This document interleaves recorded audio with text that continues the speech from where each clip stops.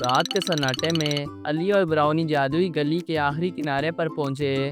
ان کے سامنے ایک عجیب و غریب دیوار تھی۔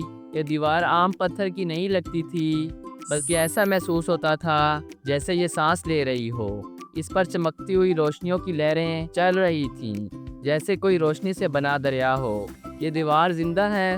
علی نے حیرانی سے پوچھا۔ براؤنی نے ہلکی سی غراہٹ کی اور آہستہ سے دیوار کے قریب گیا۔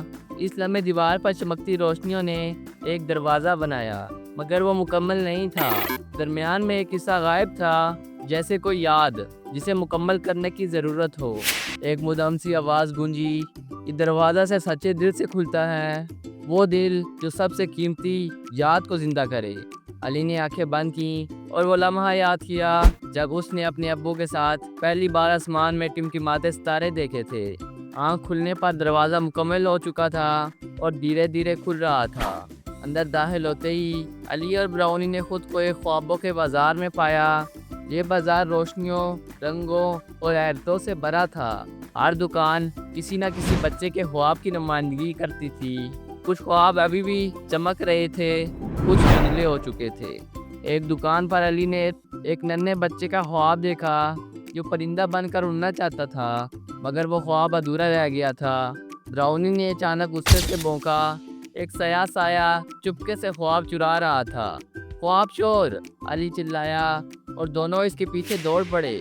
خواب چور وقت کے لیب کی طرف بھاگا، جہاں سب کچھ تھما ہوا لگتا تھا، گھڑیاں، روشنی، ہوا، سب کچھ۔ یہاں انہیں ایک جادوئی پرندہ ملا جو بولنے لگا۔ اسے روکنے کے لیے علی تمہیں خود ایک خواب میں جانا ہوگا، ایک ایسا خواب جو بلا دیا گیا ہو۔ علی نے خوابوں کا گلوب اٹھایا اور اس میں جھانکا۔ اچانک سے ایک یاد دکھائی دی، بچپن کا وہ لمحہ جب وہ پہلی بار بارش میں بھیگا تھا، ہنستا ہوا، بھاگتا ہوا۔ وہ گلوب کے اندر کود گیا۔ اندر داخل ہوتے ہی علی خوابوں کی ندی کے کنارے کھڑا تھا۔ پانی چمکتا ہوا، رنگین اور نرم سرگوشیوں سے بھرا تھا۔ ندی کے دوسری طرف ایک بڑا کالا بلبلا تھا جس میں خواب چور قید تھا۔ علی نے براؤنی کی طرف دیکھا اور پھر بلا جھجک اس بلبلے کی طرف بڑھا۔ تم اصل میں خواب نہیں، ایک بھولا ہوا احساس ہونا، علی نے نرمی سے کہا۔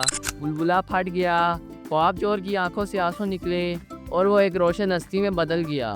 میں بس یاد کیا جانا چاہتا تھا۔ وہ اب خوابوں کا دربان بن چکا تھا۔